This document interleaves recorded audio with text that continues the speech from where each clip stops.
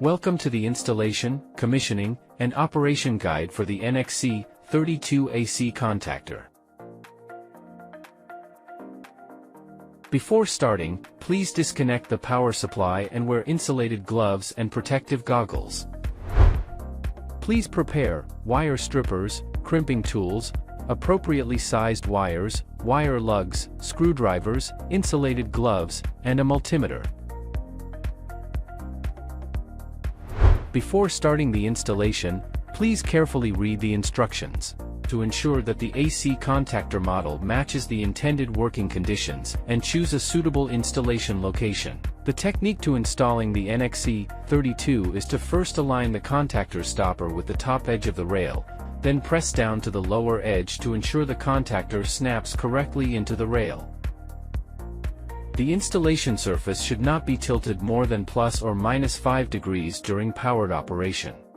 If you need to dismantle the breaker, press lightly at the bottom to detach it from the rail and then slightly tilt forward to remove it smoothly. Before starting the wiring steps, ensure to select wires with the appropriate cross-sectional area based on the product's current rating, as recommended in the instruction.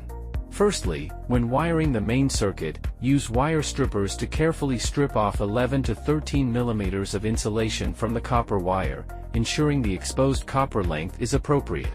For wiring the coil and auxiliary circuits, carefully strip 9 to 11 mm of insulation from the copper wire.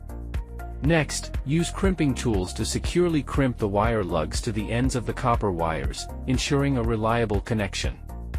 For the NXC-32, choose either top or bottom wiring methods.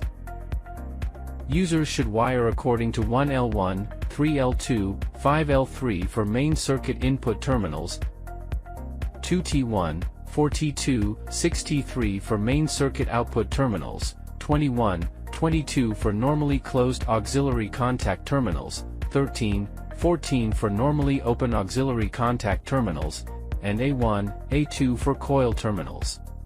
Lastly, use an electric screwdriver set to the correct torque value to tighten the wires. Ensuring the torque is within the specified limits is crucial as it guarantees the stability and safety of the connections. After completing these steps, the wiring process is finished.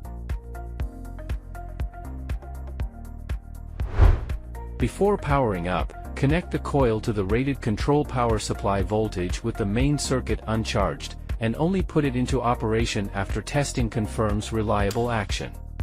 After powering up, use a multimeter to perform a continuity test on the AC contactor to verify its normal operation. If you encounter any problems, please refer to the fault analysis and troubleshooting guide. We will introduce diagnostic methods and solutions for several common faults, such as a circuit breaker failing to close or frequent tripping. For more information, please visit our official website, or get in touch with our local representatives for assistance.